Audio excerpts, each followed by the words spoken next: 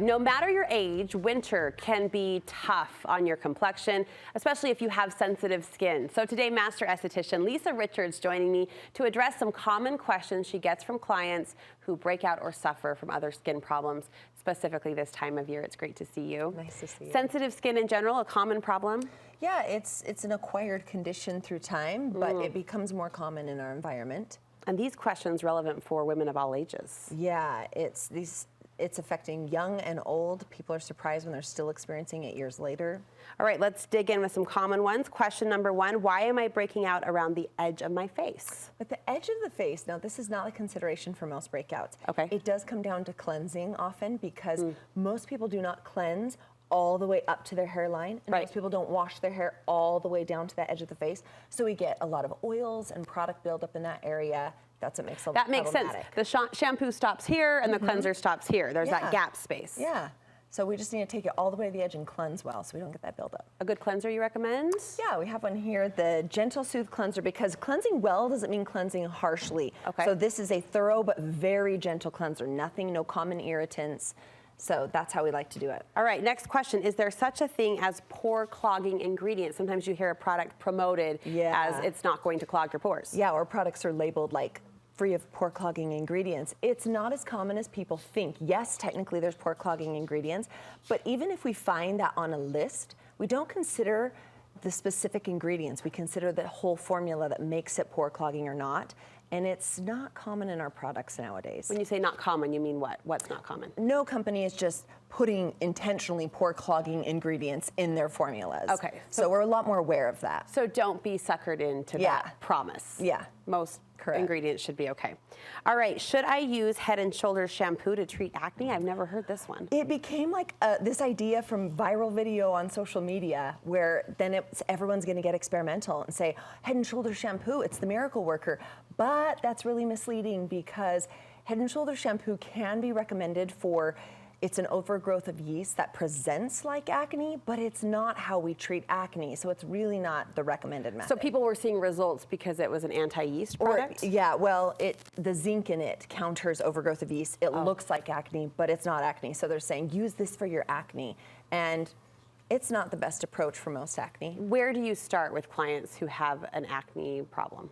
When we start, we look at, yes, cleansing, but that's not our only solution. It's often their exfoliation, so we're avoiding inflammation, cell buildup, all of those things that are the beginnings or the genesis of breakouts. Any products here that help with that? So we go for a benzoyl peroxide wash because this has a creamy consistency. When we even link that to sensitive skin, this is gentle. We don't want to be harsh with the skin, even with acne. It's gentle, but it eradicates the bacteria, so we're managing the breakout more effectively. Another common question, I get a breakout that time of the month. Menstrual cycle breakouts, you say, are common. Yeah, that is so common. The point with that is we get ahead of it. Most women are seeing, oh, I break out that time of the month. We got to treat it before that. So in that time of the month, we're getting increased oil production, more inflammation. So we counter, the oil's not problematic unless it mixes with bacteria. So that's why I've gone to a benzoyl peroxide leave-on. It's a night treatment in the areas that you know you break out. And we're doing that ahead so that when that oil is built up, then it's not there to mix with the bacteria. We're keeping that in check. That's fascinating. So like a week in advance of a period? Yeah, we could do it a week in advance. If it's chronic, we're doing it daily. But if it's a week in advance, it's a great way to approach it. It's fascinating to think you can target, but it makes sense as you explain it. The over oil production mixed with the bacteria is what's causing our problems. All right, this idea, if a product hurts, does that mean it's working? What say ye? No, that's terrible. Do not consider your products that way. It's a terrible way because that means it's irritating your skin, which means there's inflammation, which means it's very destructive to your skin in the long run. It shouldn't hurt? No, we don't need anything to hurt to work. A lot of people really attach to that idea. Well, you feel the burn and you're like, burn's so good. It's working. Yeah. No, it's doing more damage. We don't have to have products, especially, again, with developments now, they don't have to hurt to be working effectively. So that would tell you it's too harsh or it's not a quality ingredient. Correct. Okay. What do you have on the end for us? So we have AHA resurfacing serum. This is a very novel idea to some people because it is a leave-on serum that exfoliates. You don't have to scrub your skin, but also there's this, like, through technology, the delivery of the acid, which delays it, so it's a time release. So it's a very gentle way where you don't burn by putting hydroxy acid on your skin, and you just let it do the work for you. So you get the effect you want without the pain. Thank you for that. Last question, this one makes me laugh because I've thought this, it's like you're in my head.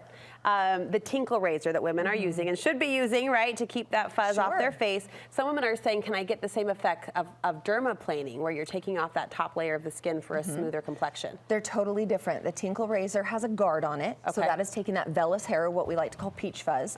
Dermaplaning will do that hair as well, but it is resurfacing the skin. We have to have extra certification, do it very carefully. This is a surgical steel blade straight on the skin. Who do you recommend dermaplaning for? It's grown in popularity over the years. Sometimes it's pregnant women because they can't do other things like chemical peels or advanced treatments, or anyone when there's blonde hair because they're not candidates for laser.